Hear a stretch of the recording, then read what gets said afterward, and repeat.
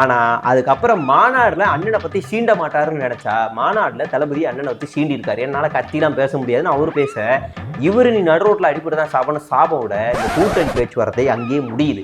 இப்போ மறுபடியும் ஒரு 4-6 மாதம் ஆனதுக்கப்புறம் பகையெல்லாம் மறந்துடுவோம் அப்படின்னு பேச்சுவார்த்தைக்கு ரகசியமான அந்த இதெல்லாம் டீலிங்லாம் நடந்துக்கிட்டு இருக்கு.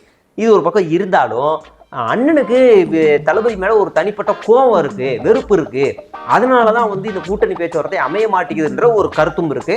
அது என்னென்ன கருத்துங்கிறத இப்போ நான் சொல்றேன். பிஜிஎம் நீதி வழங்கும் போது அண்ணன் தம்பி சொந்தம் பந்தம் பணக்கார ஏழை எதையுமே பார்க்க கூடாதுடா, நாயத்தை மட்டும் தான் சொல்லணும். ஒரு 4 முக்கியமான கருத்துக்கள் இருக்கு. அது என்ன அப்படின்னா, முதல் கருத்து இந்த பெரியார் பத்தி சர்ச்சை இப்போ சமீப காலமாக பயங்கரமாக போய்கிட்டு இருந்துச்சு இல்லையா. இதெல்லாம் முக்கியமான காரணம் எங்கிருந்து ஆரம்பிக்குது அப்படின்னா, இந்த புதுச்சேரி வெற்றி கழகத்தை சேர்ந்தவரும் ஒரு தனியார் அந்த பத்திரிகையை சேர்ந்து ஒரு புத்தகத்தை வெளியிடுறாங்க.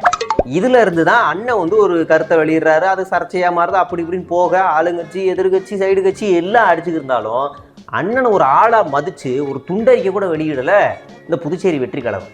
என்னப்பா நான் யாரை எதிர்த்து பேசுறோனோ அங்கிருந்து எதிர்ப்பு வர்றையே, இப்போ நம்ம சரிசமமா இல்லையா, நம்மளை சரிசமா பார்க்கலையான்ற ஈகோ பிரச்சனை அண்ணனுக்கு ஒரு பக்கம் இருக்கு. இன்னொரு பக்கம் இந்த சமீபத்தில் இந்த இஸ்லாம் பண்டிகை ஒன்று போச்சு இல்லையா, அதில் போய் அவர் நோன்பு திறந்தார் இல்லையா, அதில் பத்திரிகையாளர் கேட்குறாங்க, அவர் நோன்பு திறந்திருக்காரு எப்படி பார்க்குறீங்க. எனக்கு இஸ்லாமிய நண்பர்கள் நிறைய பேர் இருக்காங்க, வீட்டுக்கே நோன்பு கஞ்சி கொடுப்பாங்க அப்படின்னு பேசினாலும் லைட்டாக ஒரு வன்மத்தாக கக்கிடுறாரு. நான் குல்லா போட்டு நடிக்கிறவன் இல்லை அப்படின்னு வன்மத்தாக கக்கிடுறாரு. இந்த இசட் பிரிவு பாதுகாப்பு, உங்கள் தம்பிக்கு இசட் பிரிவு பாதுகாப்பு கொடுத்துருக்காங்களே, இவருக்கு வயிற்றுச்சல் இருந்திருக்கு போல, அது எங்கேருந்து வெளியாயிடுச்சுன்னு தெரியல. திடீர்னு பத்திரிகையாளர் கேட்கவும் எனக்கு நான் தான் பாதுகாப்பு, நாட்டு மக்களுக்கு நான் தான் பாதுகாப்புன்னு அடிச்சு விட்டு அங்கே ஒரு வன்மத்தை கக்கிட்டு போயிடுறாரு. இப்படியே தொடர்ந்து கோபமாக வந்துகே இருக்கும்போது உச்சபட்ச கோவம் எங்கே வருதுன்னா, தான் கட்சியில் இருக்கக்கூடிய மாவட்ட செயலாளர்கள் முக்கியமான நிர்வாகிகள் எல்லாருமே பிரிஞ்சு போய் வேற கட்சியில் சேர்ந்தா கூட பரவாயில்ல, தம்பியோட கட்சியில் சேர்றது ஒரு மாதிரி இன்னும் டென்ஷனாக ஈகோ உச்சமாயிருக்கு. அது ஒரு மாதிரி அப்செட் ஆயிடுறாரு.